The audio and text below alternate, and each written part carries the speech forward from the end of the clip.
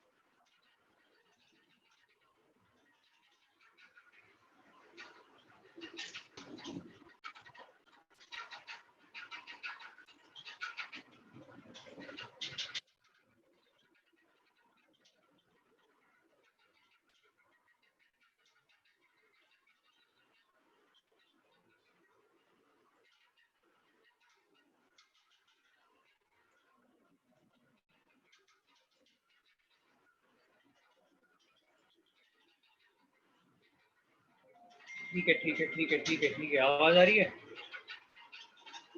आवाज आ रही है? Yes sir.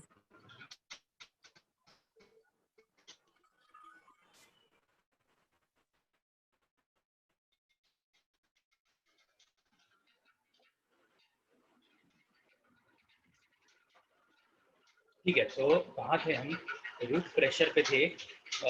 ठीक है, अब देखो रूट प्रेशर ऑब्जर्व ऑब्जर्व कब करते हैं, मतलब हम लोग, अगर आपको बेसिक एग्जांपल देखना है ना, कि मैं आपको वो बता रहा था कि साइंटिस्ट ने ये कैसे अंदाजा लगाया कि ये जो रूट प्रेशर है दिस इज नॉट सफिशिएंट कि वाटर को इतनी हाइट तक पहुंचा दे। तो they had various kind of experiments, उन्होंने काफी एक्सपेरिमेंट्स किए एंड उससे उन्होंने पता चला कि यार ये जो रूट प्रेशर है, हाँ, एक कुछ लेवल तक वाटर को राइज करने में डेफिनेटली हेल्प करता है because of this root pressure. Root की वजह से वो प्रेशर डेवलप हो रहा है ना, करेक्ट बात है। रूट की वजह से pressure develop, root actively water लेगा, एक सेल में पानी आएगा, फिर वो दूसरे सेल में लो कंसेंट्रेशन हो जाएगा, तो यहाँ से नेक्स्ट सेल में ट्रांसफर हो जाएगा, सेम चीज कंटिन्यू होती रहेगी। But this happens up to certain distance, उसके बाद ये पॉसिबल नहीं हो पाता है वाटर के लिए, ठीक है। ये हो गया।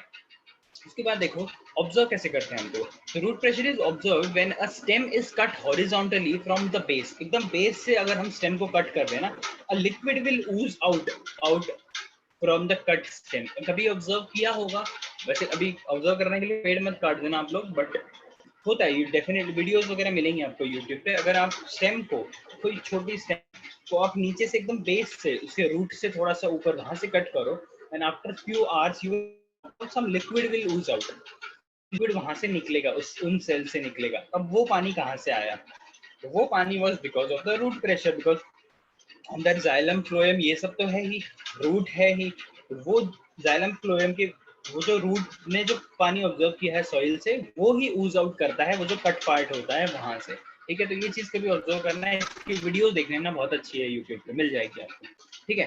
फिर देखो the effect of root pressure can also be observe during the night time when the rate of evaporation is low. अब नाइट टाइम्स में क्या होगा, because there is no sun, direct sunlight is not there is, ठीक है। तो evaporation, जो evaporative loss होता है, ट्रांसपिरेशन लॉस जो होता है वो कम हो जाता है। अब जो प्लांट के अंदर एक्सेस वाटर आ चुका है, अब जो प्लांट के अंदर एक्सेस वाटर आ चुका है, तो प्लांट तो कंटिन्यूसली वाटर लेता रहेगा, ठीक है। अब प्लांट के अंदर जो एक्सेस वाटर आ गया, नाउ स्टोमेटास तो यार रात को क्लोज्ड है, stomatas are closed because evaporation की अभी जरूरत नहीं है।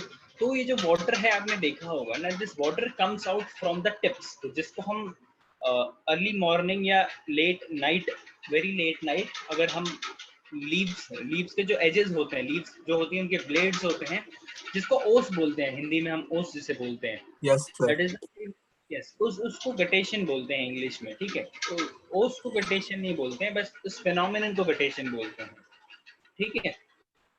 उस सर फिनोमेनन को मतलब क्या होता गटेशन है उस बोलते हैं। टाइम? उसमें होगा क्या, देखो कि जैसे एक नॉर्मल प्लांट है, मोस्टली ग्रासेस में हमने ऑब्जर्व किया है, अगर हम पार्क वार्क में जाते हैं सुबह, तो ग्रासेस में ऑब्जर्व करते हैं, तो उसमें क्या होगा,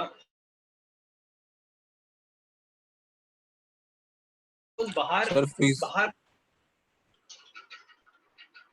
क्या हुआ, सर कुछ नहीं सर, वो बीच में फ्रीज हो गए थे आप, इसलिए स्क्रीन आपकी अभी अभी ठीक है। आ रहा है, हाँ।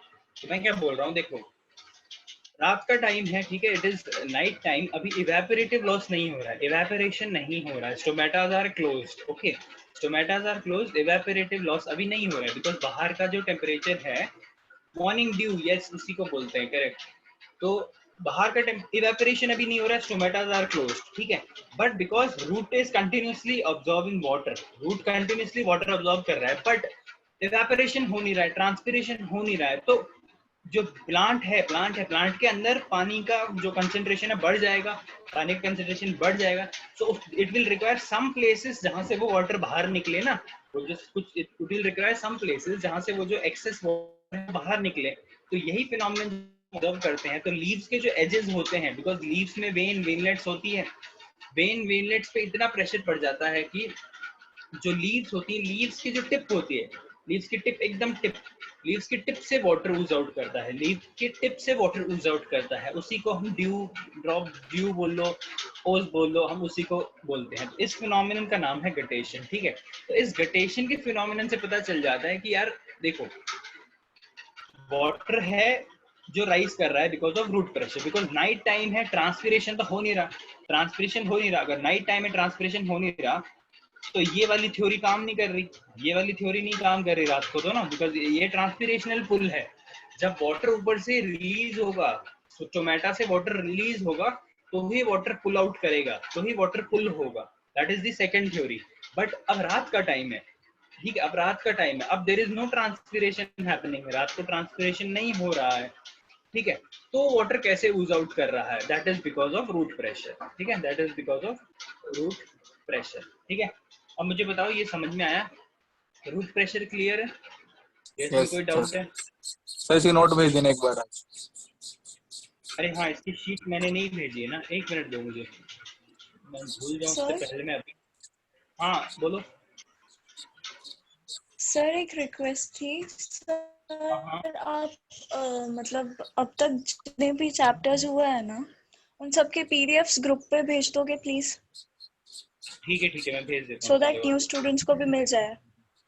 Okay, thank you sir. भेज देता हूँ। वैसे मैंने टेलीग्राम पे अभी ये मिनरल न्यूट्रिशन का भेज दिया है। मेरा इंटरनेट कनेक्शन थोड़ा प्रॉब्लम कर रहा है। ठीक है, मैं भेज दूंगा, just give me a reminder, but आज ही देना ताकि मैं आज फ्री हूँ तो मैं आज ही कर दूंगा। आवाज आ रही है सबको? I think, I hope so आवाज आ रही यस है। सर, यस ठीक है, सर। अब जो हम देखते हैं सेकंड थ्योरी जो है, जो मेन थ्योरी है जो वाटर राइज करने में हेल्प करती है, जो मेन थ्योरी जो वाटर राइज करने में हेल्प करती है। रूट प्रेशर थ्योरी सफिशिएंट नहीं है वाटर को इतने हाइट तक पहुंचाने के लिए, थोड़ी हाइट तक पहुंचा देगी जहां तक हमने ऑब्जर्व भी किया है उसे। फिर एक सेकंड थ्योरी आती है जिसका नाम है ट्रांसपिरेशनल पुल थ्योरी और एडहेजन कोहेजन। थोड़ा बहुत इसको स्लाइटली हमने डिस्कस किया भी था पहले, आपको एक रिपीट हो जाएगा तो आप समझ में आ जाएगा। ठीक है, ट्रांसपिरेशनल pull and adhesion cohesion theory. ठीक है, इसमें क्या हुआ देखो, water is transient in plant. अब ये क्या होता है कि देखो वाटर कंटिन्यूसली प्लांट अब्सॉर्ब करता रहता है, बट प्लांट को बाय डिफॉल्ट वाटर की उतनी रिक्वायरमेंट है नहीं। उसको फोटोसिंथेसिस करना होता है, उसके लिए हार्डली वो से 1% वाटर लेता है जितना वो अब्सॉर्ब करता है। मतलब अगर वो 100% अब्सॉर्ब कर रहा है वाटर, 100% वाटर ले रहा है, तो उसमें से हार्डली 1% वो यूज करेगा, बाकी 99% इवेपोरेटिव लॉस है, बाकी 99% ट्रांसपिरेशनल लॉस है। ठीक है, स्टोमेटा के थ्रू वाटर लॉस कर जाएगा एटमॉस्फेयर में। ठीक है, ऐसा होता है, and most of it is lost through the stomatas of the layer. ठीक है, this water loss is called as transpiration, आपको पता है ऑलरेडी। ठीक है, अब देखो ट्रांसपिरेशन कैसे कैसे अफेक्ट करेगा। अगर हाई टेम्परेचर होगा बाहर, अगर हाई टेम्परेचर है, बहुत गर्मी है, तो ट्रांसपिरेशन जैसे हमारे में हम स्वेट करेंगे जब ज्यादा होगा तो सेम थिंग है, तो हमारे में एवेपोरेशन ज्यादा होगा, इनमें ट्रांसपिरेशन ज्यादा होगा। जितना सरफेस एरिया एक्सपोज्ड होगा, जितना सरफेस एरिया एक्सपोज्ड होगा उतना ही रेट ऑफ ट्रांसपिरेशन भी होगा, जितना सरफेस एरिया एक्सपोज्ड होगा उतना ही ट्रांसपिरेशन भी होगा। That is very simple. High humidity decreases the rate of transpiration. अगर एटमॉस्फेयर ऑलरेडी ह्यूमिड है, ह्यूमिड होने का मतलब ऑलरेडी वाटर पार्टिकल्स बहुत हैं, ऑलरेडी वाटर पार्टिकल्स बहुत हैं, तो फिर रेट ऑफ ट्रांसपिरेशन डिक्रीज कर जाएगा, बिकॉज जो स्टोमेटा है, स्टोमेटा के अराउंड बहुत सारे वाटर पार्टिकल्स होंगे। ठीक है, स्टोमेटा के अराउंड बहुत सारे वाटर पार्टिकल्स होंगे, तो स्टोमेटा को ऐसा लगेगा कि यार अभी बाहर का और अंदर का जो वो प्रेशर होता है, ऑस्मोटिक प्रेशर होता है, वो सेम है एटमॉस्फेयर का, बिकॉज एटमॉस्फेयर में बहुत सारे वाटर पार्टिकल्स हैं, और स्टोमेटा के अंदर एक जो कैविटी होती है जहाँ पे वाटर अक्यूमुलेट होता है सारा, वहाँ का वाटर ऑस्मोटिक प्रेशर सेम हो जाता है, तो वो वाटर ट्रांसपोर्ट नहीं करेगा, तो वो हाई ह्यूमिडिटी में वाटर जो रेट ऑफ ट्रांसपिरेशन है वो डिक्रीज कर जाता है। फिर एक बहुत इंपॉर्टेंट होता है wind speed. Wind speed raises the rate of transpiration up to a certain limit. अब बिकॉज विंड स्पीड है, अगर हवा चल रही है तो रेट ऑफ ट्रांसपिरेशन बढ़ेगा। सिंपल चीज है, हवा पानी जैसे आपके कपड़े सूखते हैं, that is the same thing, हवा चलती है तो एवापोरेटिव लॉस, पानी चला जाता है।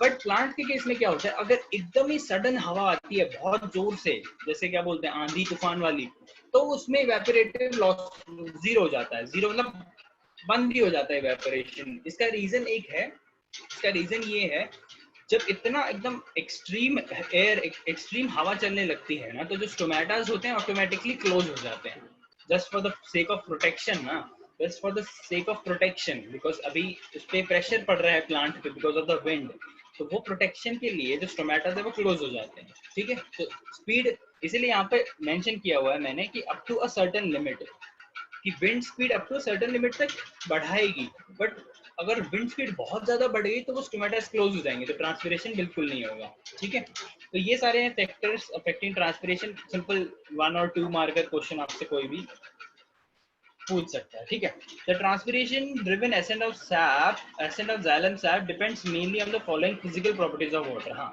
अब ये जानना जरूरी है, कोहेजन, एडहेजन, ये सब क्या होता है, बिकॉज वाटर की यही प्रॉपर्टी उसे ये ट्रांसपिरेशन में हेल्प करती है, ट्रांसपिरेशन पुल में हेल्प करती है। अगर कोई और मटेरियल होता वाटर की जगह तो मे बी ये वाली थ्योरी काम नहीं करती वहां पे। तो वाटर की प्रॉपर्टी हम देख रहे हैं, जैसे नंबर 1 प्रॉपर्टी है कोहेजन, COHESION, कोहेजन मतलब कॉमन। तो वाटर का वाटर से अट्रैक्शन, वाटर का वाटर से attraction, mutual attraction between water molecule. ठीक है, वाटर में H2O जो अट्रैक्शन उनके बीच में होता है, वो अट्रैक्शन को हम बोलते हैं कोहेजन, मतलब attraction between common things, attraction between common things. ठीक है, दैट इज कोहेजन। ठीक है। adhesion is attraction of water molecule to polar surface such as wall of the trachy elements.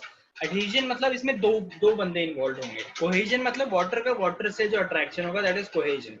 adhesion में दो चीजें डबल होगी। adhesion मतलब किसी से चिपकना, adhesion मतलब, ठीक है, adhesive agent अगर आपने सुना, adhesive agent, this is an adhesive agent, तो मतलब it is used to stick something, okay, ऐसा होता है।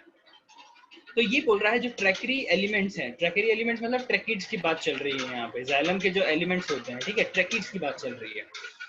अब ये ट्रैकिड्स की वॉल है, इसमें पानी है, तो पानी से अट्रैक्शन तो एक हो गया कोहेजन। अब है पानी का अट्रैक्शन टू दिस वॉल, पानी का अट्रैक्शन टू दिस वॉल, ये वॉल दिख रही है, वॉल मतलब वैसी वाली दीवार नहीं, बट ट्रैकिड की जो वॉल है अंदर की तरफ, ट्रैकिड की जो ल्यूमिन है, ट्रैकिड की जो कैविटी है, उससे वाटर का मॉलिक्यूल का attraction with this tracheid wall is called as adhesion. तो ये दो चीजें हैं यहाँ पे इंपॉर्टेंट, वाटर का वाटर से अट्रैक्शन है, ठीक है, वाटर पुल आउट करता है, दोनों मॉलिक्यूल एक दूसरे को पुल आउट करते हैं। देन वाटर का सरफेस से, वाटर का ट्रैकरी सरफेस से अट्रैक्शन है, ठीक है।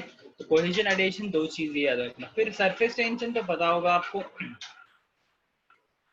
water molecules are attracted to each other in liquid phase more than water in gas phase. तो जो water का water से attraction होता है, it creates a kind of a tension that is called as a surface tension। ये आपके physics teacher आपको ज़्यादा अच्छे से explain कर पाएंगे।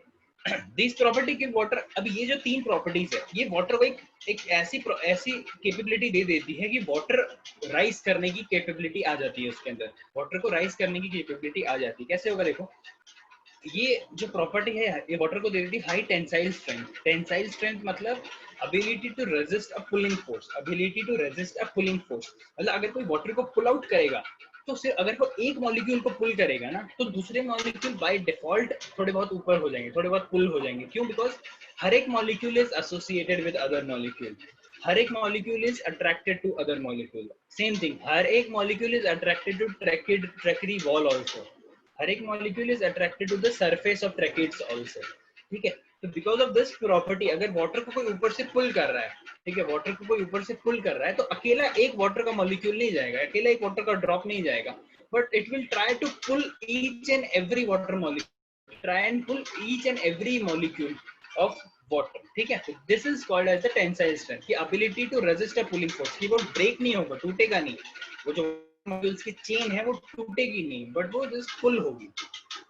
कैपिलैरिटी तो आपको पता होगा, हाई कैपिलैरिटी मतलब कैपिलरी जो ट्यूब्स होती हैं पतली वाली, उसको अगर आप वाटर में डिप कर दो, वाटर ऑटोमेटिकली राइज करता है because of the property, because water का अट्रैक्शन टू द जो ग्लास की जो वॉल होती है उससे, एंड वाटर का वाटर से अट्रैक्शन, कोहेजन एडहेजन दोनों, उसकी वजह से वॉल कैपिलरी में राइज करता है। सेम थिंग ये भी जो हमारे ट्रैकिड्स हैं, एलिमेंट्स हैं जाइलम के, ये भी ट्रैकिड, ये भी कैपिलरी के। Yes sir. सर मतलब कैपिलरी डीप करने से राइज करता है, मतलब क्या एब्जॉर्ब होता है कि वो अपने आप बढ़ जाता है, क्या होता है? अपने आप वो राइज करता है उसमें। ये कभी एक्सपेरिमेंट किया नहीं है क्या आप लोगों ने? No sir. ये यार करोगे आप, क्रोमैटोग्राफी हुई है अभी तक? अरे स्कूल तो जा ही नहीं रहे हो तुम, मैं भी भूल गया, प्रैक्टिकल कहाँ से होंगे? अब आज तक क्रोमैटोग्राफी नहीं करी तुमने कभी? No sir. पहली बार सुन रहे हो क्या? क्रोमैटोग्राफी भी करोगे, चलो तुम्हें पता चल जाएगा, यू विल लर्न इट। उसमें क्या होता है क्रोमैटोग्राफी में, हम लोग सिलिका जेल जो होता है, सिलिका जेल के ऊपर वाटर का एक ड्रॉप डालेंगे, वो वाटर ड्रॉप राइज करता है, हाइट पे चढ़ता है। तो जैसे जैसे वो वाटर ड्रॉप हाइट पे चढ़ता है, तो उस वाटर के अंदर हमने जितने भी मॉलिक्यूल्स, जितने भी कंपोनेंट्स मिलाए हुए हैं, वो मॉलिक्यूल सेपरेट होते रहते हैं, दैट इज क्रोमैटोग्राफी। उसमें मत जाओ, बट वहां कैपिलरी यूज करते हैं। एक जो बहुत ही थिन होती है, it's nearly the, it's hair जितनी थिन नहीं, बट उससे थोड़ी मोटी, बट वो होती है, उसको वाटर में डिप। तो वाटर की ऐसी प्रॉपर्टी है, वाटर मॉलिक्यूल की खुद का अट्रैक्शन और वाटर का attraction to the wall of the capillary, तो कि उसमें वाटर ऑटोमेटिकली राइज करेगा। बहुत थिन होता है। अब ये मत करना कि घर पे स्ट्रॉ होगी, स्ट्रॉ को डिप करो, नहीं, स्ट्रॉ में नहीं राइज करेगा वो, ठीक है, स्ट्रॉ में राइज नहीं करेगा वो, स्ट्रॉ का थिकनेस बहुत होता है, कैपिलरी बहुत थिन होती है, इसलिए वाटर ऑटोमेटिकली उसमें राइज कर जाता है। आप करोगे वो एक्सपेरिमेंट, उसकी चिंता मत करो, ठीक है। तो ये जो दो तीन प्रॉपर्टीज है, ठीक ठीक है, ये प्रॉपर्टीज हेल्प करती है एक प्लांट को, एक वाटर को राइज करने में, ये प्रॉपर्टीज हेल्प करती है वाटर को राइज करने में। All this helps water to make a continuous water column, and when this water column is disturbed by the loss of water during transpiration, there is a sudden pull of water is created which pull water upward. This force can take water up to a height of 130 meters. 130 meters. अब देखो होता क्या है, because of this kind of a property of water ना, एक continuous water column बन जाता है। जो ट्रैकिड्स होते हैं, जब xylem elements होते हैं, उनमें continuous water column बन जाता है। कंटिन्यूस वाटर कॉलम मतलब बिल्कुल भी एयर वेयर का कुछ भी नहीं होता। जैसे हमारी पाइप होती है, मान लो पाइप है, ठीक है, हमारी पाइप है, पीछे से सडन, पीछे जो हमारा टैप है, टैप से करंटली कंटिन्यूसली पानी आ रहा है, आगे से हमने क्लोज किया हुआ है, ठीक है, आगे से हमने क्लोज किया हुआ है, देन वाटर कहीं मूव नहीं करेगा, ठीक है, it will be stationary, pipe में होगा जैसा का जैसा पड़ा रहेगा, बट पीछे प्रेशर लग रहा होगा वो छोड़ो, ठीक है, पाइप के अंदर पड़ा होगा, बट एज सून एज आप हाथ हटा दो या फिर कोई लिड हो तो आप लिड हटा दो, वाटर डायरेक्टली मूव बाहर निकलेगा, वाटर डायरेक्टली बाहर निकलेगा, अचानक से रोक दो तो क्या होगा, वो जो एंटायर कॉलम था, वो जो एंटायर कॉलम था वाटर का, वो बस शिफ्ट हो जाएगा, पीछे से जो वाटर आना था वो अगेन कॉलम में फिट हो जाएगा, अगेन कॉलम में फिट हो जाएगा, तो आपको अगेन एक कंटिन्यूस पाइप के अंदर एक वाटर का कॉलम दिखेगा। ये वाटर का कॉलम क्या चीज समझ में आई आपको? कंटिन्यूस वाटर होता है, बीच में कहीं भी गैप्स नहीं होते हैं, बीच में कहीं भी गैप नहीं होंगे। तो सेम थिंग क्या होती है, जैसे अभी हमने लिड हटाया, तो जो हमने हाथ हटाया पाइप के ऊपर से, वो सेम चीज होती है, स्टोमेटा ओपन हो जाते हैं, स्टोमेटा ओपन होंगे वाटर लॉस होगा, स्टोमेटा ओपन होंगे वाटर लॉस होगा, वाटर लॉस होगा तो पूरा जो कॉलम है, पूरा कॉलम का कॉलम शिफ्ट हो जाएगा आगे, थोड़ी सी भी जगह नहीं रहने देते, पूरा कॉलम का कॉलम शिफ्ट हो जाएगा, और रूट पे क्या हो जाएगा, रूट को फिर और पानी अब्सॉर्ब करना पड़ेगा, रूट को फिर और पानी अब्सॉर्ब करना पड़ेगा, तो ये साइकिल कंटिन्यूस चलती रहेगी। ये जो ट्रांसपीरेशन, अभी इसमें रिस्पॉन्सिबल कौन है? अगर मैं यहाँ से अपना थंब ना हटाऊं पाइप से, तो क्या पानी निकलेगा? नहीं निकलेगा, ठीक है, पानी नहीं निकलेगा, कॉलम स्टेशनरी रह जाएगा। जैसे ही मैं पानी हाथ हटा देता हूँ तो पानी will come out. Same thing, अगर स्टोमेटा क्लोज्ड रहे, अगर ट्रांसपीरेशन नहीं हो रहा है, ट्रांसपीरेशन नहीं हो रहा है, तो ये जो कॉलम है ये वैसा का वैसा रहेगा, बट जैसे ही ट्रांसपीरेशन शुरू होता है, ट्रांसपीरेशन की वजह से वाटर पुल होता है, ट्रांसपीरेशन की वजह से वाटर पुल होता है, इसीलिए इसका नाम दिया गया है ट्रांसपीरेशनल पुल थ्योरी, कि ट्रांसपीरेशन की वजह से वाटर कॉलम पुल हो रहा है, because of the property of water, because of the cohesion, adhesion and surface tension वाली प्रॉपर्टी ऑफ वाटर, ठीक है। तो इस तरीके से आप लिख के आओगे तो you will be getting good marks, ठीक है, समझ में आ गया? I hope it is clear.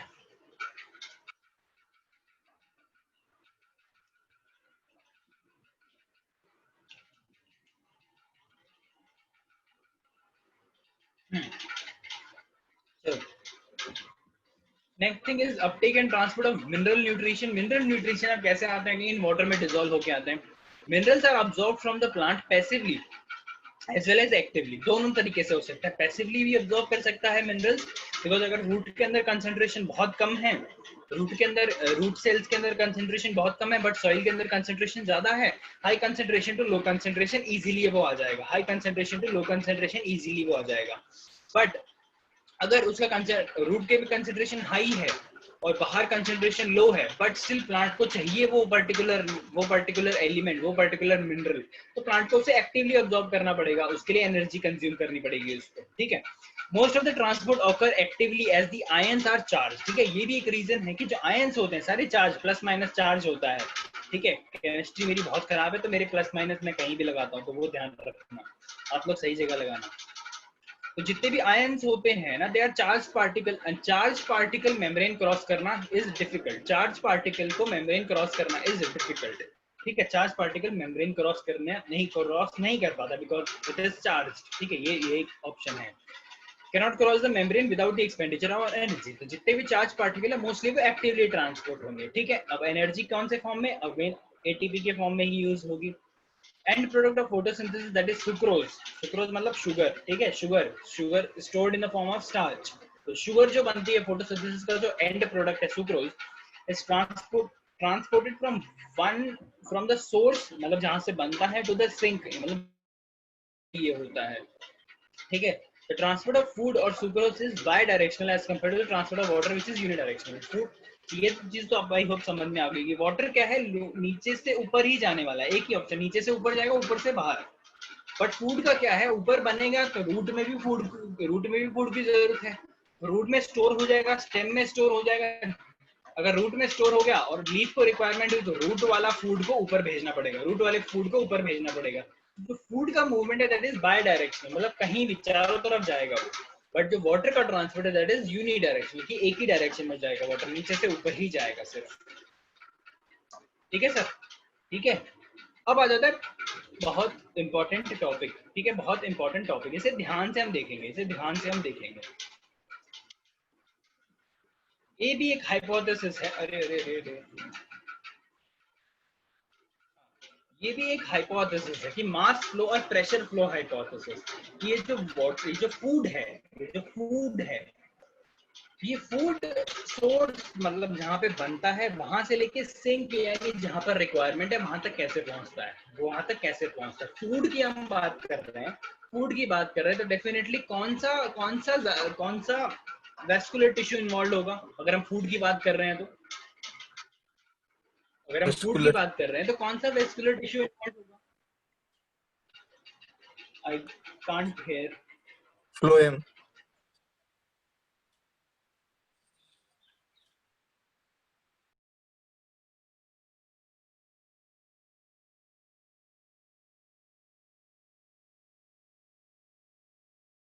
Phloem की बात चल रही है तो फ्लोएम ही इन्वॉल्व होगा।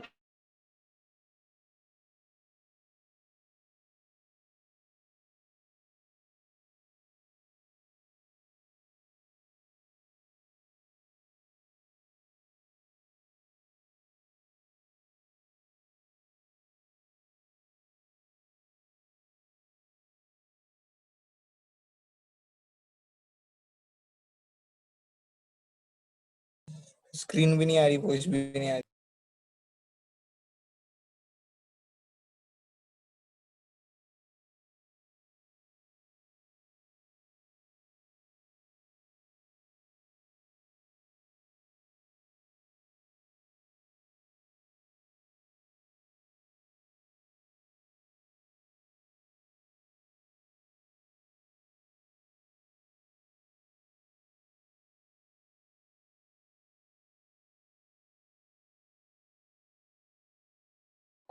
सर आपकी आवाज और वीडियो नहीं आ रहा। Yes sir. Sir camera off हो गया क्या? नेटवर्क प्रॉब्लम है शायद से। सर मीटिंग में नहीं है। चले गए क्या?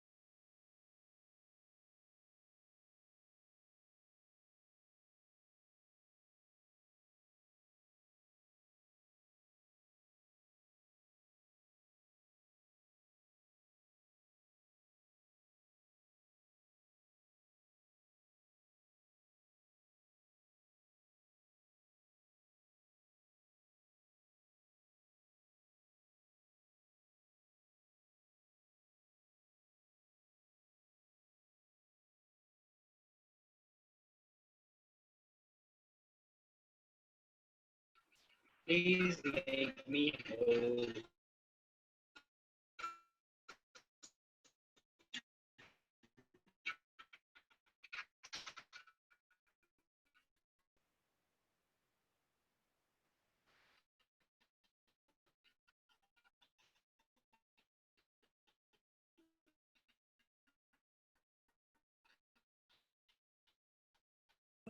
सर वॉइस नहीं आ रही।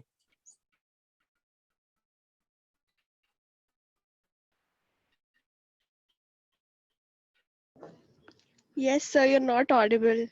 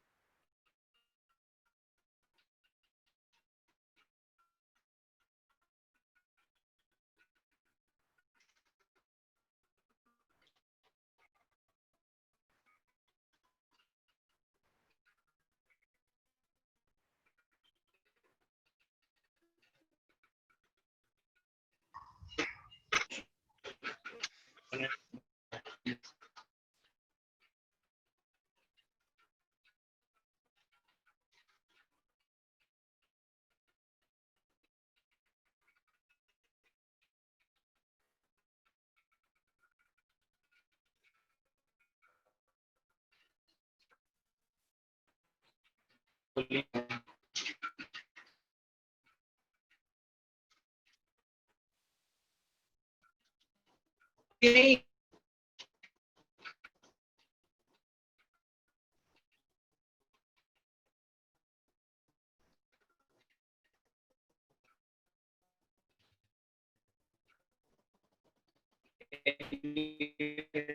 अभी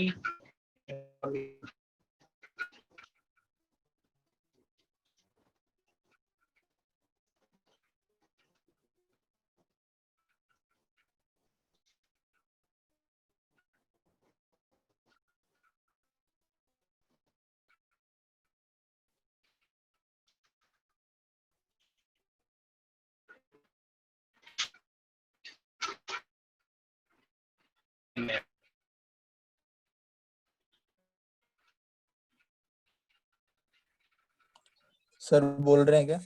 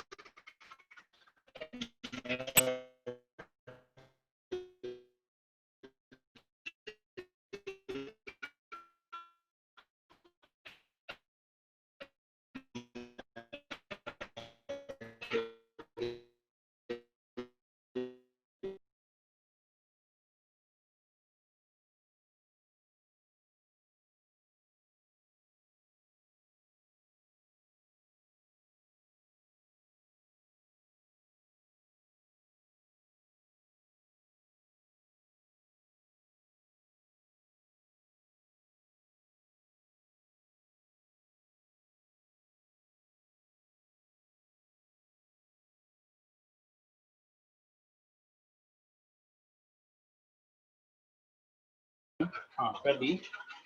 जाइलम के एलिमेंट्स और फ्लोएम के एलिमेंट्स। फ्लोएम के एलिमेंट्स में क्या क्या होते हैं?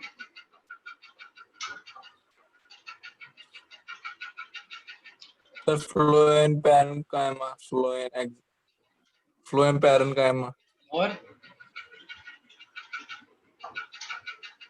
Phloem fibres. Sir, sieve tube, companion cells, phloem parenchyma, and phloem fiber.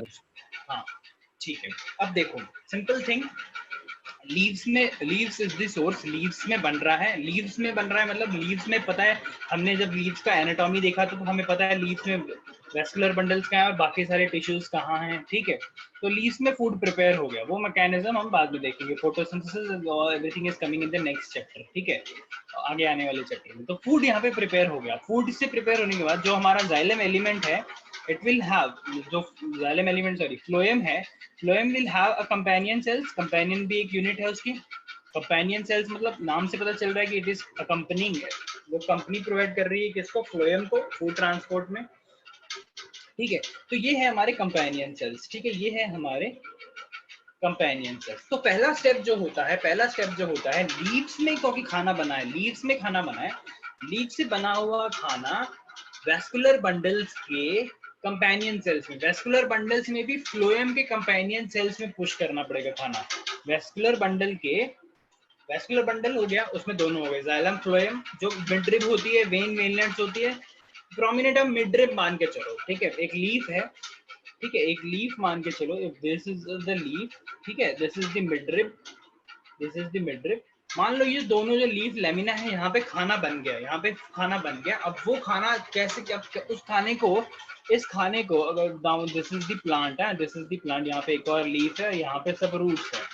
अब यहाँ पे लीफ लेमिना में, जैसे फॉर एग्जांपल, जैसे मैं ग्रीन अगर कर दूं, तो ये जो लीफ लेमिना है, यहाँ पे अगर खाना बन चुका है, इस खाने को पहुंचाने वाले जो हैं, जो ऑन द वे, जो क्या बोलते हैं उसको, इसको जो ट्रांसपोर्ट करने का जो व्हीकल है, वो व्हीकल कौन है, वो व्हीकल होने वाला है फ्लोएम ही। और फ्लोएम कहाँ पर है, फ्लोएम है मिडरिब के अंदर। तो इस पर्टिकुलर रेडी फूड को फ्लोएम के अंदर लोड करना पड़ेगा, फ्लोएम के अंदर लोड करना पड़ेगा। फूड तो इसमें बन गया, फूड तो इसमें लीफ लेमिना में बन गया। अब उस लीफ लेमिना को, उस फूड को, उस सुक्रोज को, सुक्रोज की फॉर्म में बनता है, शुगर के फॉर्म में बनता है, उस सुक्रोज को फ्लोएम में जब लोड करेंगे तो वो आ जाएगा यहाँ पे। फिर यहाँ से होता हुआ थ्रू दी फ्लोएम वो पहुंच जाएगा कहाँ पे, through the phloem. Everything, the transport of food is completely through phloem. वो जो यहाँ पे पहुंच जाएगा रूट्स के पास, जो है उसका सिंक। अब होता कैसे है, देखो ये रहा सोर्स, यहाँ पे खाना बन गया। अब यहाँ से सबसे पहला जो स्टेप होगा, सोर्स से कंपेनियन सेल्स में खाना जाना, it happens through symplast movement, it happens through symplast movement. अगर सिम्प्लास्ट हो रहा है तो एक्टिव होगा कि पैसिव होगा, अगर सिम्प्लास्ट मूवमेंट हो रहा है तो एक्टिव होगा कि पैसिव होगा।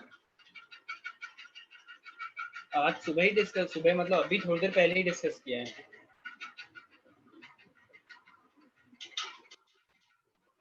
अगर सिम्प्लास्ट मूवमेंट है तो एक्टिव होगा कि पैसिव होगा, एक्टिव मूवमेंट होगा। सिम्प्लास्ट, उसको वॉल्स क्रॉस करनी पड़ेंगी, वॉल्स क्रॉस करनी पड़ेंगी। ठीक है, बिकॉज देखो ना यहाँ पर ये वॉल क्रॉस कर रहा है, कंपेनियन सेल्स के वॉल क्रॉस कर रहा है, फिर अंदर जा रहा है वो। ठीक है, तो पहला जो स्टेप होता है हमेशा एक्टिव स्टेप होगा। एक्टिवली जो सुक्रोज है वो कंपेनियन सेल्स के अंदर आएगी, एक्टिवली कंपेनियन सेल्स के अंदर आएगी।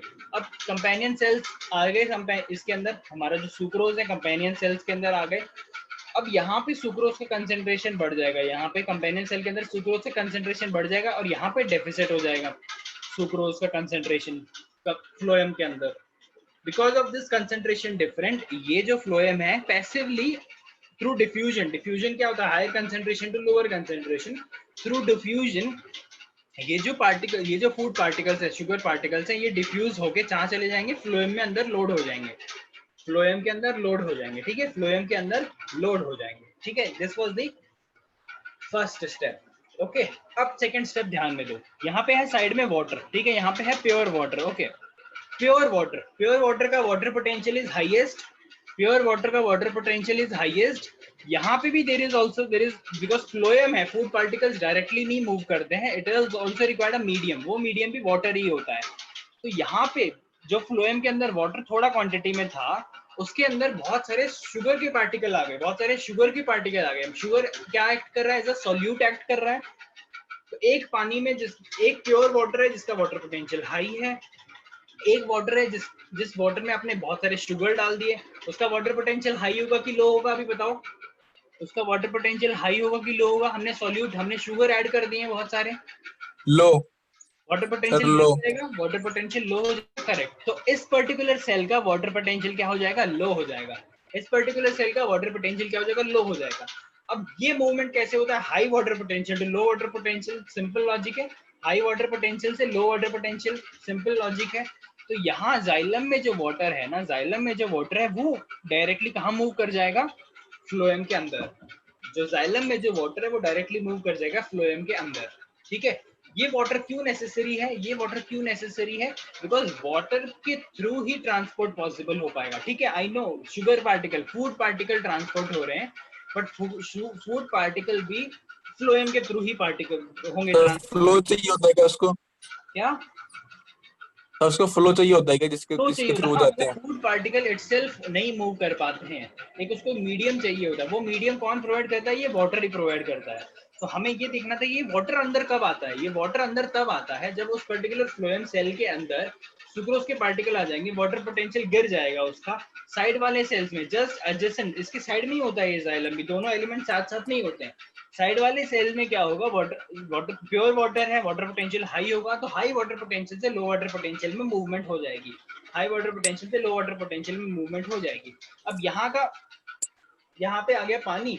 अब क्या होगा, बिकॉज यहाँ पे पानी आ गया तो इसका टर्गर प्रेशर बढ़ जाएगा, टर्गर प्रेशर बढ़ जाएगा, सॉल्यूट भी है पानी भी है, तो प्रेशर बढ़ जाएगा इस सेल के अंदर। बट इसके एडजेसेंट, इसके नीचे वाला सेल जो है, इसके नीचे वाला जो सेल है, यहाँ पर कुछ भी नहीं है, ना पानी है, पानी भी बहुत कम है, फूड पार्टिकल भी नहीं है। तो हाई कंसंट्रेशन से लो कंसंट्रेशन, हाई कंसंट्रेशन से low concentration, because of the turgor pressure water will start moving downwards, because of high turgor pressure water will start moving downwards.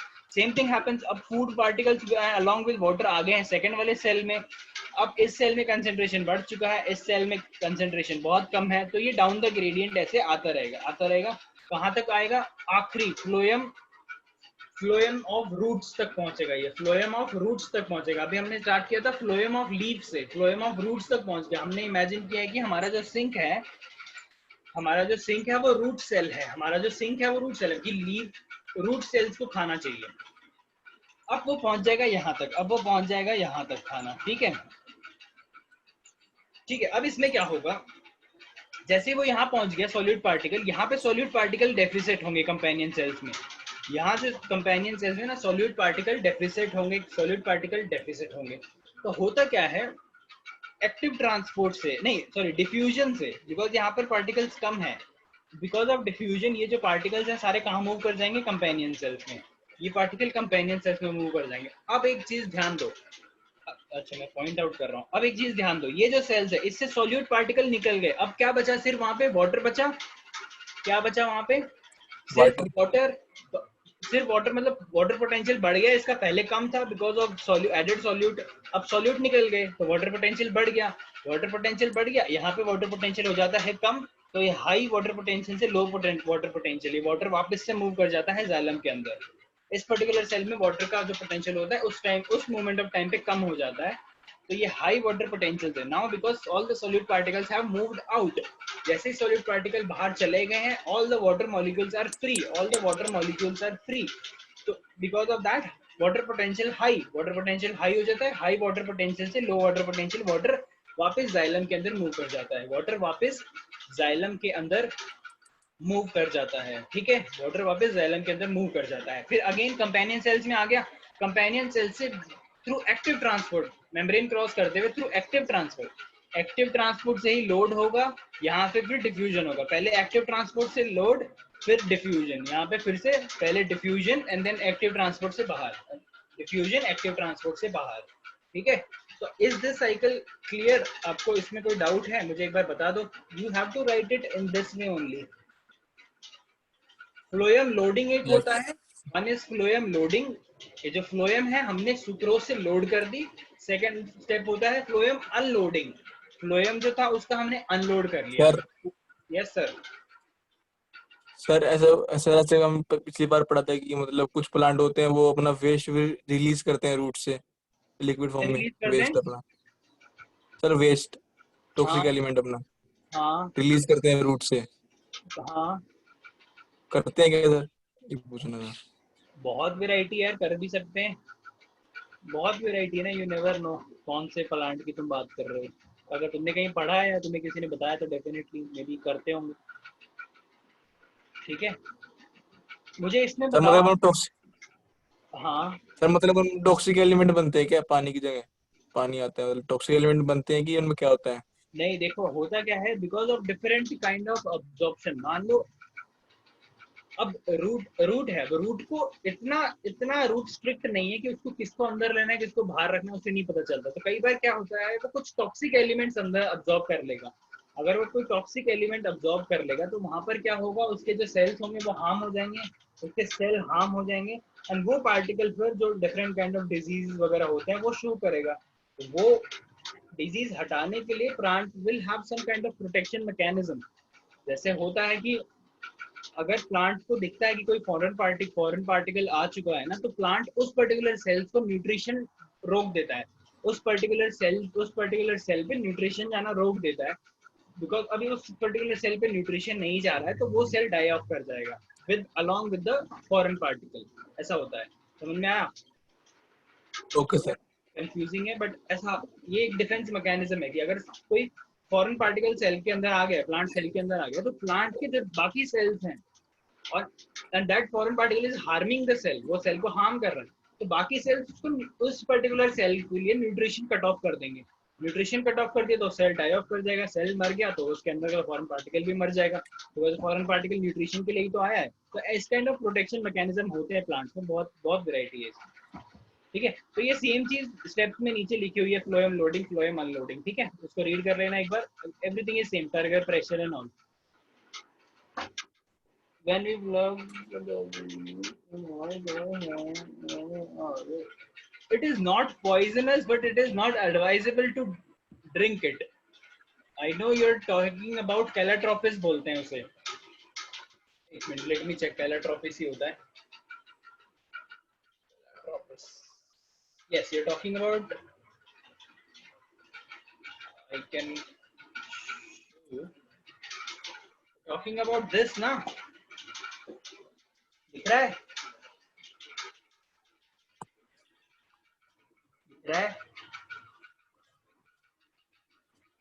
Yes sir, दिख रहे हैं।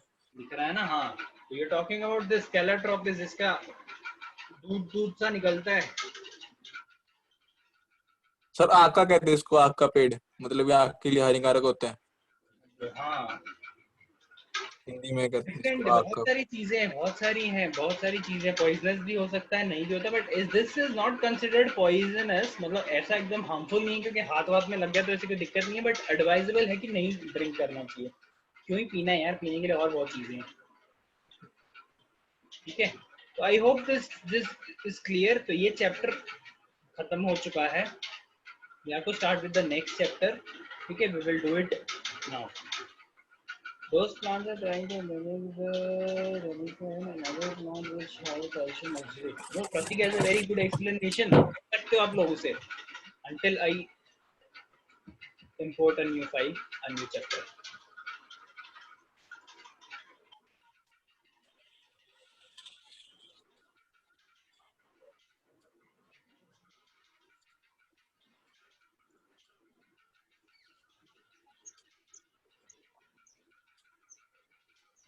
Okay, तो will just start with the introduction, जितना होता है 20 minute में वो करेंगे, एंड देन क्योंकि बिकॉज नेक्स्ट क्लास तो इसमें जाने ही वाली है, तो 2 क्लास तो हम इसे दे सकते हैं इस पर्टिकुलर चैप्टर को, ठीक है। अब बात आ जाती है कि कैसे ट्रांसपोर्ट होता है, वो हमने देख लिया, कैसे वाटर ट्रांसपोर्ट होता है, कैसे फूड ट्रांसपोर्ट होता है, वो हमने देख लिया। क्या ट्रांसपोर्ट हो रहा है, अब ये देखना है कौन सा चीज ट्रांसपोर्ट हो रही है। फूड हो रही है, फूड प्लांट खुद बना लेता है, बट न्यूट्रिशन हो रहे हैं, वाटर हो रहा है, वाटर के साथ साथ बहुत सारे न्यूट्रिशन अब्सॉर्ब हो रहे हैं, बहुत सारे मिनरल्स अब्सॉर्ब हो रहे हैं, ठीक है। वो मिनरल्स कौन कौन से हैं, कौन से मिनरल्स प्लांट को ज्यादा जरूरत है, कौन से मिनरल्स की प्लांट को कम जरूरत है, कौन से कम क्वांटिटी में लगेंगे, कौन से ज्यादा क्वांटिटी में लगेंगे, कौन से बहुत ही स्पेसिफिक है कि अगर वो नहीं हुए, वो न्यूट्रिशन नहीं हुए, तो प्लांट सरवाइव नहीं कर पाएगा, प्लांट अपनी लाइफ साइकिल कंप्लीट नहीं कर पाएगा। कौन से वो न्यूट्रिशन है जो रहा तो ठीक है, नहीं रहा तो कोई दिक्कत नहीं है, ऐसे हैं। सर हाँ सर, सर मैं रिवीजन कर तो एक बार बताना इन्फ्लोरेसेंस के बारे में, एक बार क्या होता था इसके बारे में इन्फ्लोरेसेंस। अरेंजमेंट ऑफ फ्लावर की फ्लावर कैसे अरेंज्ड है, कि बीच में यंगर वन है कि साइड में ओल्डर वन है। तो 2 टाइप होते हैं, रेसिमोज, साइमोज, ठीक है। रेसिमोज में होता है कि जो फ्लावर जो टिप होगा, जो फर्स्ट फ्लावर होगा ना, इट विल नॉट टर्मिनेट, ऐसा कुछ होता है, एग्जैक्टली डोंट रिमेम्बर, बट तुम्हें सिर्फ इन्फ्लोरेसेंस जानना है कि टाइप्स भी जानने हैं। इन्फ्लोरेसेंस अरेंजमेंट ऑफ फ्लावर्स, कि फ्लावर्स कैसे अरेंज्ड है, कि फ्लावर्स जो टिप है वो टर्मिनेट कर रही है फ्लावर्स में या टर्मिनेट नहीं कर रही है, रेसिमोज में फ्लावर टर्मिनेट नहीं करता है, रेसिमोज इसीलिए बोलते हैं वो फ्लावर रेस करता रहता है, एक के ऊपर एक आते रहते हैं, ठीक है। एंड साइमोज इज एक टिप, सबसे पहले एक फ्लावर टर्मिनेट कर जाएगा, उसके साइड में सारे फ्लावर आएंगे फिर, ठीक है। It is the arrangement of flower, ये मान के चलो इन्फ्लोरेसेंस यही होगा, ठीक है। यस सर, मतलब सर अचानक रेसिमोस में एक के ऊपर एक आते हैं ना फ्लावर। हाँ, रेसिमोज में वो कंटिन्यूस आते रहते हैं, टर्मिनेट नहीं होता है फ्लावर में। Okay sir.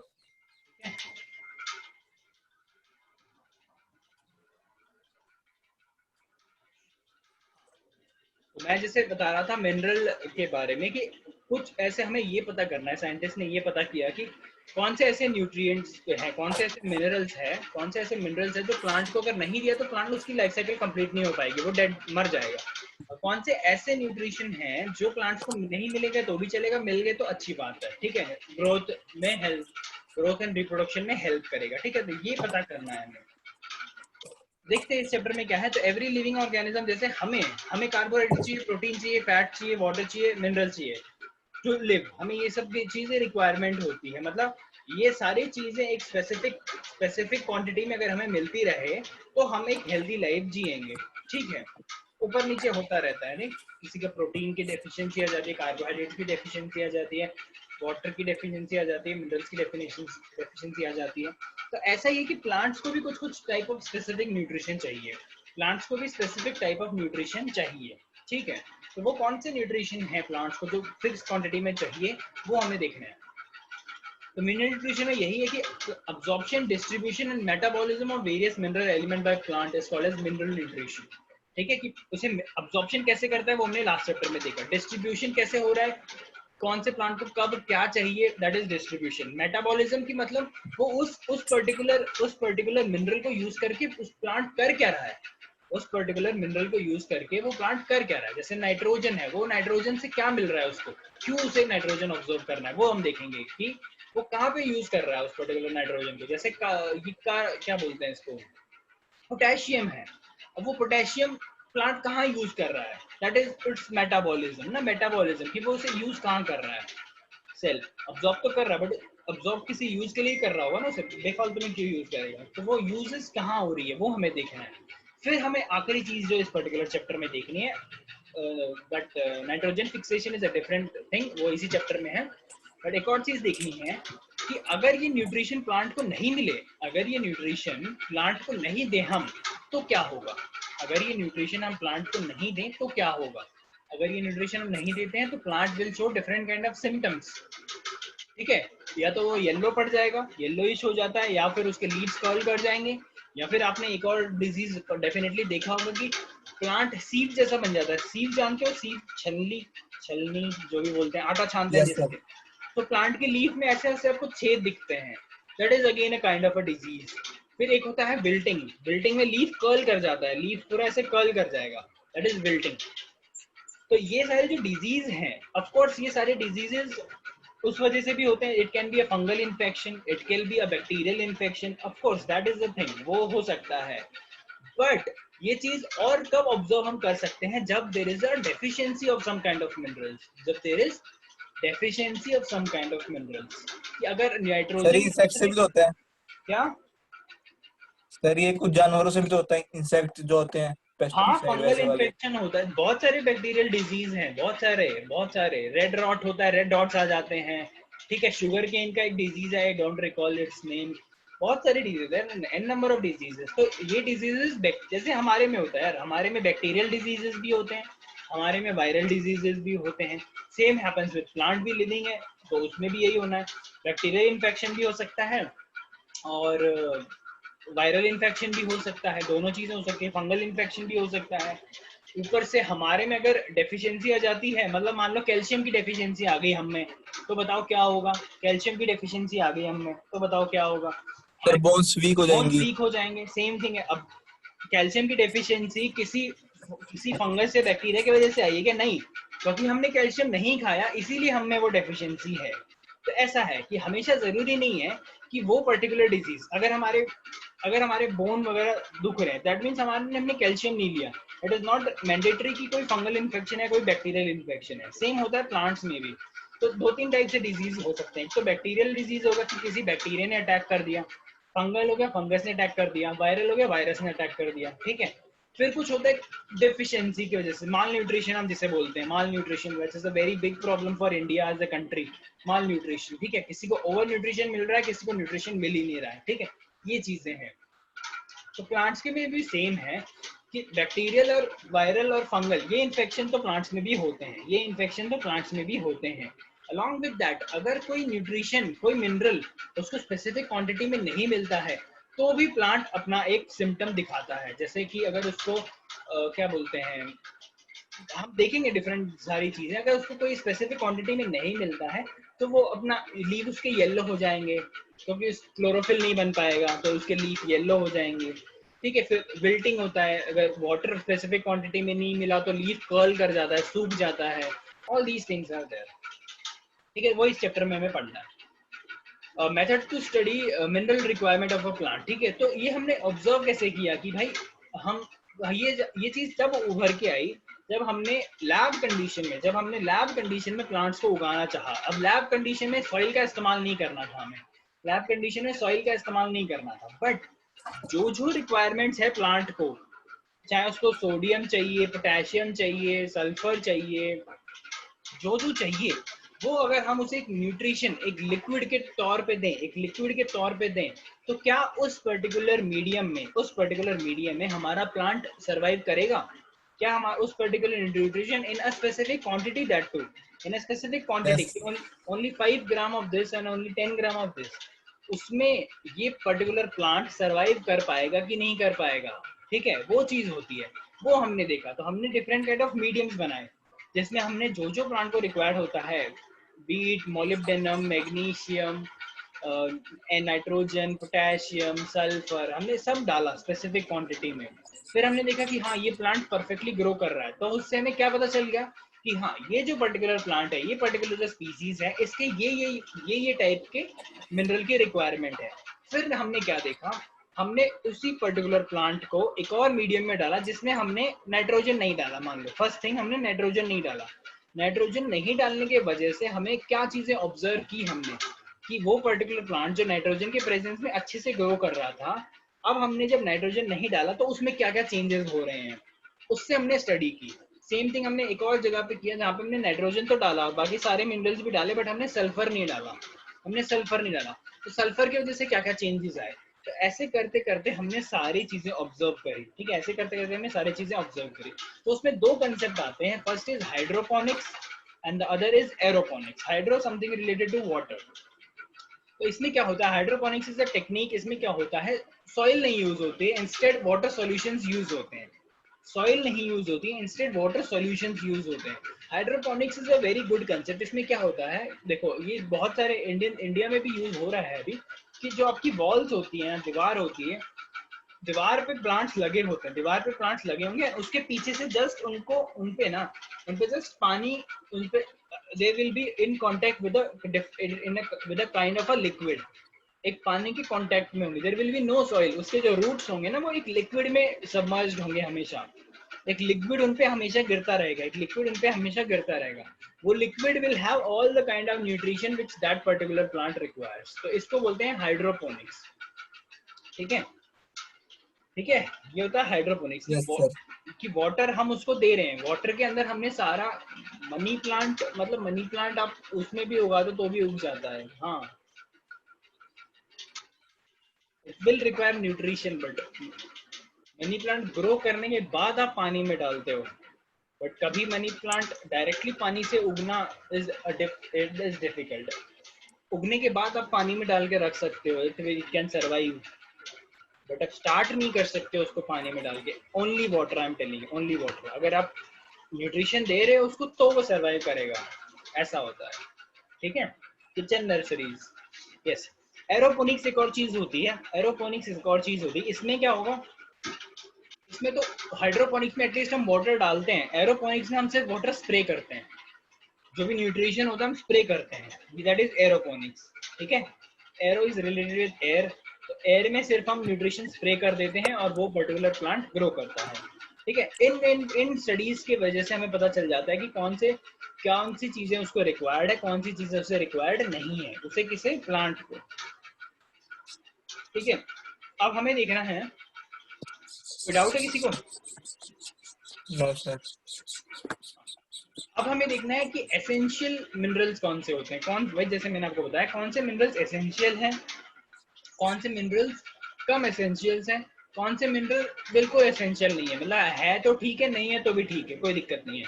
एसेंशियल कौन से हैं? एसेंशियल के 3 क्राइटेरिया दिए हुए हैं इन्होंने, एसेंशियल के 3 क्राइटेरिया दिए हुए हैं। अगर वो मिनरल इन तीनों क्राइटेरिया पे खरा उतरता है तभी उसे हम बोलेंगे कि हाँ भाई ये प्लांट्स के लिए एक एसेंशियल मिनरल है, ये प्लांट के लिए एक एसेंशियल मिनरल है। ठीक है, वो 3 क्राइटेरिया कौन से हैं? सबसे पहला, the element must be necessary for normal growth and reproduction. In the absence of that element, the plant will not be able to complete its life cycle. ठीक है, सबसे पहले वो बहुत ही ज्यादा इंपॉर्टेंट, बहुत ही ज्यादा नेसेसरी होना चाहिए। अगर वो पर्टिकुलर एलिमेंट उसके पास नहीं है तो प्लांट अपनी लाइफ नहीं कंप्लीट कर पाएगा, वो जल्दी से मर जाएगा, ठीक है। This is the first thing. ठीक है, वो particular element normal growth and reproduction के लिए हेल्पफुल होना चाहिए, नॉर्मल ग्रोथ एंड रिप्रोडक्शन के लिए वो पर्टिकुलर प्लांट हेल्पफुल होना चाहिए। ठीक है, that is the first requirement. Second क्या है? The requirement of element must be specific. The requirement of element must be specific, and it should not be replaceable by any other element. अब ऐसा क्या होता है, कई जगह होता है कि मान लो मोलिब्डेनम भी वही काम कर रहा है और मैंगनीज भी वही काम कर रहा है। ठीक है, मोलिब्डेनम भी वही काम कर रहा है, मैंगनीज भी अगर वही काम कर रहा है तो दोनों में से कोई एक हुआ तो भी चलेगा। तो ऐसा नहीं होना चाहिए। अगर वो पर्टिकुलर है, जैसे सोडियम है, तो वो सोडियम एक स्पेसिफिक फंक्शन के लिए ही होना चाहिए। ठीक है, अगर नाइट्रोजन है तो वो नाइट्रोजन एक स्पेसिफिक फंक्शन के लिए ही होना चाहिए। तो वो स्पेसिफिक फंक्शन करने के लिए, जैसे नाइट्रोजन स्पेसिफिक फंक्शन परफॉर्म कर रहा है, वो स्पेसिफिक फंक्शन परफॉर्म करने के लिए हम सल्फर को यूज नहीं कर सकते, ऐसा होता है। अगर हम सल्फर को यूज कर पा रहे हैं तो then it is not essential, but अगर नाइट्रोजन जो फंक्शन कर रहा है वो सिर्फ और सिर्फ नाइट्रोजन कर सकता है, देन इट इज स्पेसिफिक। तो वो एलिमेंट स्पेसिफिक है, वो एलिमेंट को आप रिप्लेस नहीं कर सकते किसी अदर एलिमेंट से। ठीक है, तो सेकंड एसेंशियलिटी का क्राइटेरिया ये था। थर्ड क्राइटेरिया देखेंगे, the element must be directly involved in the metabolism of plant. 1 minute, बस ये खत्म करते हैं। The element must be directly involved in the metabolism of plant, मतलब जो प्लांट की डे टू डे एक्टिविटी है इनसाइड ऑफ द प्लांट, जैसे फोटोसिंथेसिस, जाइलम फ्लोएम, ट्रांसपोर्टेशन, ये सारे जो मेटाबॉलिक रिएक्शंस है, कैटाबॉलिक एनाबॉलिक दोनों बोल सकते हो, मेटाबॉलिज्म में दोनों आ जाते हैं। इन एक्टिविटीज में वो डायरेक्टली इन्वॉल्व होना चाहिए, जैसे फास्फोरस होता है। फास्फोरस जानते हो ना, फास्फोरस क्या होता है? फास्फोरस, फॉस्फेट, सेम थिंग ना, my chemistry is weak. Phosphorus, phosphate, अब आपने देखा होगा फॉस्फेट और कहाँ पे यूज होता है? डीएनए, जानते हो डीएनए? Yes sir. ठीक है, डीएनए में फॉस्फेट यूज होता है, कभी स्ट्रक्चर देखा है? फॉस्फेट यूज होता है डीएनए में। ATP, very good example, ATP phosphate use हो रहा है।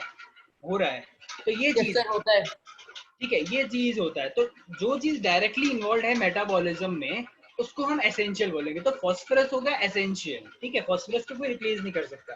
मतलब फास्फोरस बहुत जगह मेटाबॉलिकली यूज हो रहा है, कि डीएनए में भी यूज हो रहा है, एटीपी सिंथेसिस, एटीपी खुद फॉस्फेट से बनता है, एनर्जी खुद फॉस्फेट से बनती है। तो ये चीजें, तो ये तीनों क्राइटेरिया होंगे तो हम उसको एसेंशियल बोलेंगे। ठीक है, हाँ कोई कुछ पूछ रहा था? सर मैं कह रहा था जो 5th चैप्टर है उसके नोट्स भेज दोगे क्या? अभी तो में डाउट बीच में क्यों आते हैं अचानक से?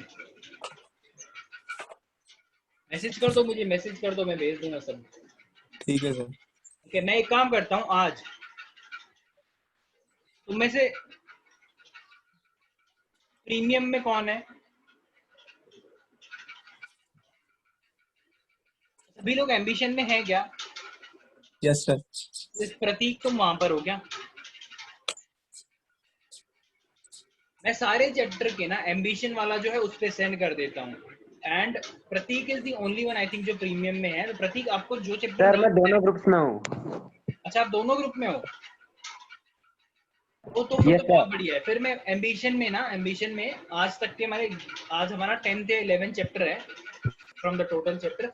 तो वो सारे मैं आज के आज अभी के अभी क्लास खत्म होते ही भेजूंगा, ठीक है? क्लास खत्म होते ही भेजता हूँ, ठीक सर है? मुझे पर्सनल भेज देना फिर। तो पर्सनल में क्यों, तुम ग्रुप में नहीं हो? हूँ सर। तो पर्सनल में क्या अलग मजा है? So what is my role, sir? क्या? तो मुझे क्या करना है सर? नहीं, तुम्हें कुछ नहीं करना, तुम उस ग्रुप में हो ना। You are there in ambition, right? I'm just asking so that मेरे को दोनों ग्रुप में एक ही चीज नहीं भेजनी पड़ेगी. I can send it only in one. Is that fine? Yes sir. Okay. जल्दी से छोटा सा टॉपिक है, macro nutrients and micro nutrients. Macro something बड़ा, माइक्रो समथिंग छोटा. तो जो न्यूट्रिशन ज्यादा क्वांटिटी में लगते हैं, जो न्यूट्रिशन जो मिनरल ज्यादा क्वांटिटी में लगते हैं, that is called as macro nutrition. जो न्यूट्रिएंट्स कम क्वांटिटी में लगते हैं उनको बोलते हैं माइक्रो न्यूट्रिएंट्स. देख लो, these elements are needed by the plants in large quantities. bulk में चाहिए होता है. It includes carbon, hydrogen, oxygen, nitrogen, phosphorus, sulfur, potassium, calcium and magnesium. ठीक है? कहाँ से आता है? देखो, कार्बन, हाइड्रोजन, ऑक्सीजन तो भाई एटमॉस्फेयर से ले लेते हैं वो लोग, CO2 and H2O, and others are absorbed from the soil as mineral nutrition. ठीक है, ये हो गया मैक्रो न्यूट्रिएंट्स, मतलब जो लार्ज क्वांटिटी में चाहिए होते हैं, एंड माइक्रो न्यूट्रिएंट्स जो कम क्वांटिटी में चाहिए होते हैं. देखो, these nutrients that are needed by plant in small quantity, it includes iron, manganese, copper, molybdenum, zinc, boron, chlorine, nickel. तो ये जितने जितने हम अभी नाम ले रहे हैं, इनका इंडिविजुअली भी हमें पढ़ना है कि कॉपर प्लांट में क्या करता है, मोलिब्डेनम प्लांट में क्या करता है, क्लोरीन की वजह से प्लांट में क्या होता है, सल्फर की वजह से प्लांट में क्या होता है, फॉस्फोरस की वजह से प्लांट में क्या होता है. ये सब हम करेंगे कल वाली क्लास में, ठीक है? तो ये था माइक्रो न्यूट्रिएंट्स, मैंने आपको बता दिया. Macro and micro. मैक्रो ज्यादा क्वांटिटी में लगते हैं, माइक्रो कम क्वांटिटी में लगते हैं, ठीक है? फिर ये छोटा सा है, I think we have time, 1 minute है, 1 मिनट में हो जाएगा. Essential elements are grouped into different category based on their diverse function. देखो, essential elements such as carbon, hydrogen, oxygen, nitrogen serve as component of various biomolecules. ये तो ये different category बनाई है. तो जो बायोमोलिक्यूल्स होते हैं, जैसे अमाइनो एसिड हो गया, लिपिड हो गया, ये बनाने के लिए अगर कोई एलिमेंट यूज हो रहा है तो उसको इस कैटेगरी में डाल देते हैं वो लोग कि भाई ये एसेंशियल है to make biochemicals, to make biomolecules, ठीक है? फिर आ जाता है essential elements to make chemical components, chemical compounds. अगर प्लांट के अंदर केमिकल कंपाउंड्स बनाने हैं तो कौन से एलिमेंट्स इंपॉर्टेंट है, जैसे energy such as magnesium, iron in chlorophyll and phosphorus in ATP. Phosphorus ATP के लिए इंपॉर्टेंट है, वैसे ही मैग्नीशियम क्लोरोफिल के लिए इंपॉर्टेंट है, ठीक है? ये चीजें, तो वो एक केमिकल कंपाउंड है जो पर्टिकुलर चीज इन्वॉल्व कर रही है, ठीक है? एसेंशियल है वो पर्टिकुलर चीज उस पर्टिकुलर फंक्शन के लिए. Essential element also influences enzyme action by acting as activators or inhibitors, ठीक है? तो ये जो एलिमेंट्स होते हैं ना, ये एलिमेंट्स होते हैं एंजाइम्स. एंजाइम्स क्या करते हैं? कोई भी एक्टिविटी को एनहांस करते हैं, कोई भी एक्टिविटी को एनहांस करते हैं एंजाइम्स, ठीक है? तो ये जो एंजाइम्स को एक्टिवेट और डीएक्टिवेट करने का काम कौन करता है? ये एलिमेंट्स करते हैं. एंजाइम्स को एक्टिवेट या डीएक्टिवेट, एक्टिवेट या इनहिबिट करने का काम जो करता है वो कौन करता है? ये एलिमेंट्स करते हैं, ठीक है? ठीक है, मैक्रो और micro was the only thing important है. अभी हमको नेक्स्ट क्लास में हम पूरे ये तो इंडिविजुअली सबका पढ़ेंगे, नाइट्रोजन की वजह से क्या होता है, फिर हम पढ़ेंगे कि इन सब की डेफिशिएंसी की वजह से क्या होता है, फिर हम पढ़ेंगे नाइट्रोजन साइकिल, ठीक है? कल हम ये सब खत्म कर देंगे. Okay, thank you so much for joining, have a nice day, good bye.